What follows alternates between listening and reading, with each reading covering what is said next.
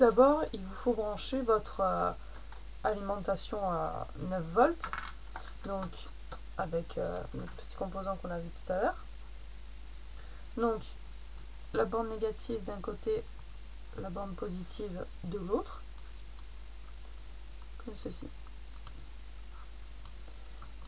Ensuite, on va pouvoir contrôler l'entrée d'énergie avec un interrupteur, donc un interrupteur à levier, ce qui va nous permettre de savoir quand est-ce qu'on envoie de l'énergie dans le système et quand est-ce qu'on arrête d'envoyer de l'énergie.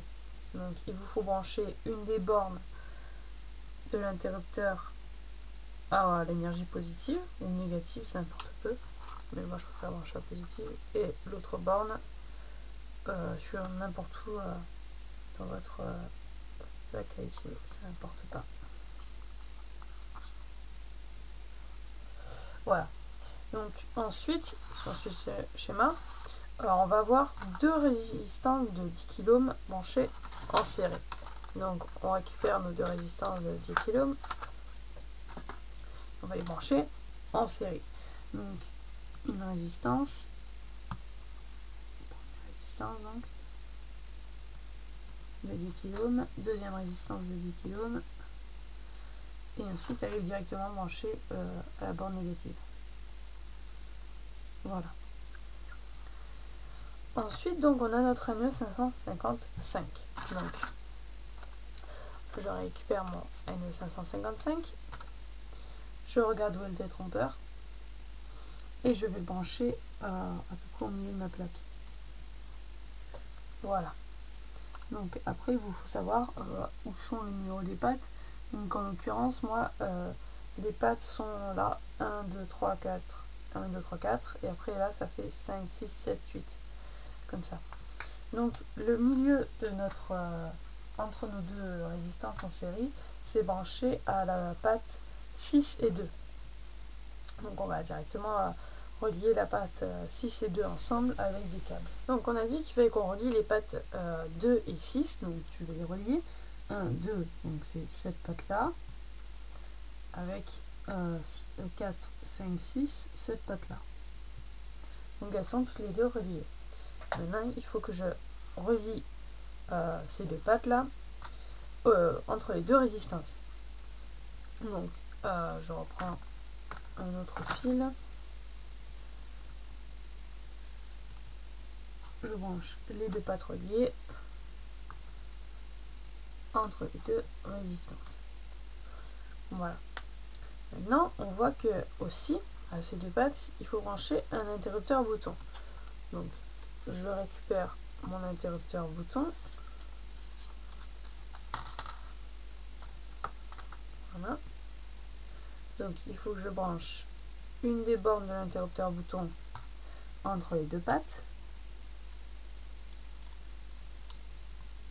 Voilà.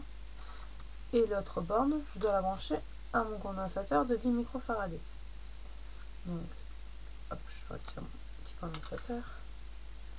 Tac, donc je branche mon condensateur à un endroit sur ma plaque, sachant qu'il faut que la borne moins soit reliée à la borne moins de la pile. La borne moins de la pile est là. Je branche à la borne moins de mon condensateur. Donc, hop.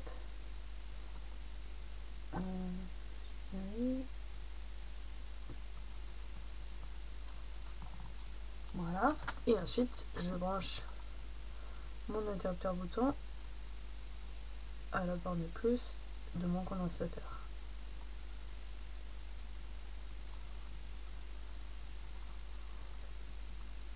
Voilà. Ensuite, la sortie de mon interrupteur bouton est aussi branchée à une résistance de 100 kΩ, puis à la borne 3. Donc, pour cela, je prends la résistance de 100 kΩ, je cherche ma borne 3, 1, 2, 3, elle est là. Je branche ma résistance à cette borne, et ensuite je le branche à la sortie de mon interrupteur bouton.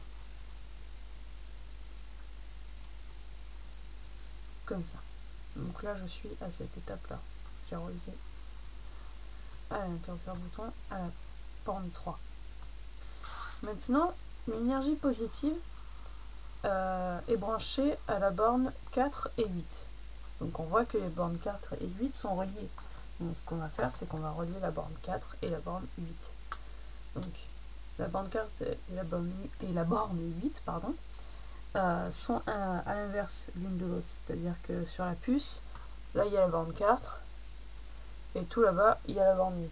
Donc je relie les deux bornes ensemble. Une borne là.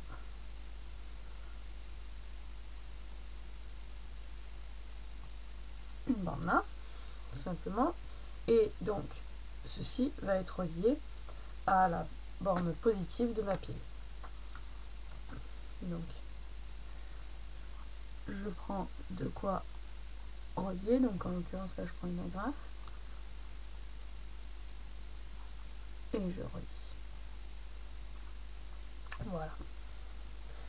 Donc j'ai relié ces pattes là, j'ai mis le condensateur. Maintenant il me faut relier la borne 1 à la borne négative de la pile. Donc, je prends encore un fil, je le relie à la borne négative. Celui-là, il ne veut pas.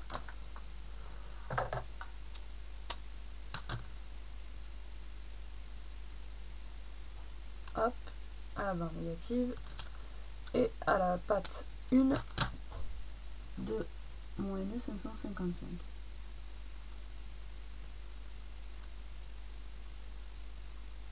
Voilà.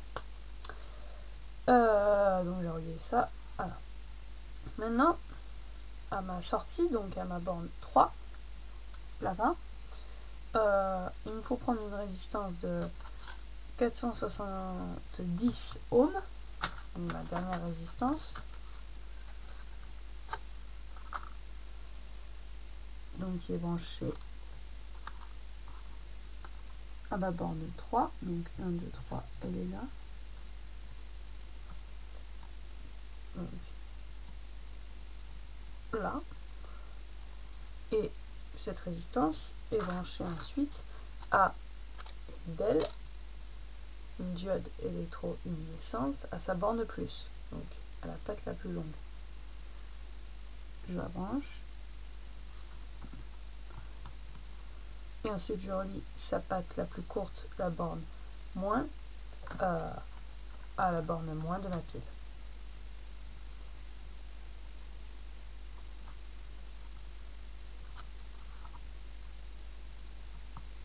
Si vous avez réussi à faire ça, vous avez fini votre télérupteur. Maintenant, nous allons pouvoir tester notre système. Donc, je prends mon transformateur. Il est branché. Je récupère son câble de sortie. Je le branche à mon circuit. J'allume l'interrupteur général. Là, parce qu'en fait, j'ai rajouté par rapport au schéma là, ici, non, là, pardon. Là, j'ai rajouté un interrupteur. J'ai allumé mon interrupteur, ce qui fait que maintenant, quand j'appuie sur l'interrupteur un coup, la diode s'allume, la DEL s'allume, donc elle est allumée alors que j'ai appuyé qu'un seul coup et que c'est un interrupteur bouton, et si je rappuie, elle s'éteint. Donc on peut bien sûr répéter l'opération, j'appuie, ça s'allume, et quand je rappuie, ça s'éteint. Donc maintenant, on va pouvoir visionner le schéma.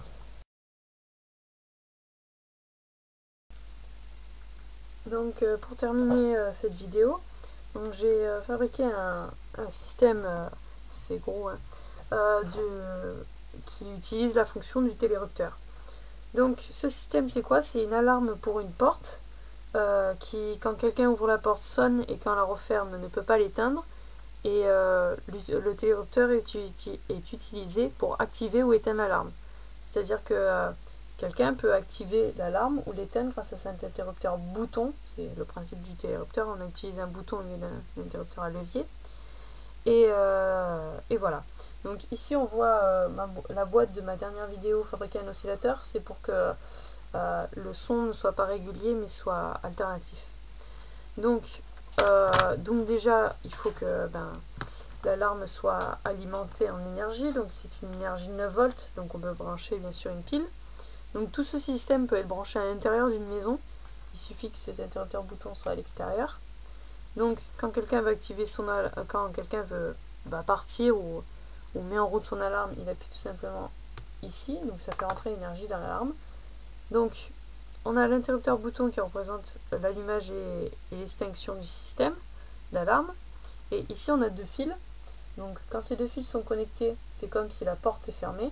Et quand les 2 fils sont déconnectés, c'est comme si la porte est ouverte. Donc il suffit après de brancher sur une porte pour représenter ce système. Donc imaginons que quelqu'un sort de chez lui, il ferme sa porte, il décide d'activer l'alarme, donc il appuie sur le bouton. Donc là, la LED témoin s'allume qui est là. On a un petit signal sonore qui nous dit aussi que l'alarme est allumée. Et donc là, un voleur rentre dans la maison et donc va ouvrir la porte. Donc l'alarme va s'allumer. Et elle va rester bloquée si jamais il referme la porte. On voit que ça ne s'éteint pas. Donc après, il suffit que la personne qui habite dans la maison appuie sur l'interrupteur bouton pour éteindre l'alarme. Et donc après, les fils peuvent connecter ou déconnecter, l'alarme ne se met plus en route. Donc voilà, vous allez voir le schéma de ce petit système. Donc dans ce schéma, on constate à gauche le système du télérupteur avec l'interrupteur bouton et le premier nœud 555. Légèrement à droite, on constate 3 relais donc, qui servent à le premier relais décrire le système du télérupteur. Celui-là en dessous du système du télérupteur, il permet d'activer ou d'éteindre l'alarme. Et celui-là à droite de celui que je viens de vous parler sert à inverser, c'est-à-dire que quand l'interrupteur qui est créé par la porte arrive, on doit l'inverser, donc on l'inverse. Ensuite, si on monte en haut à droite, on voit un autre système, donc celui-là c'est le système de l'oscillateur, donc pour l'oscillation qui va être reproduite par notre système pour qu'on ait un son alternatif. Donc avec au-dessus du buzzer qui est tout à droite, on a un petit condensateur de 47 microfarad pour obtenir une petite variation dans la tension alternative. Voilà.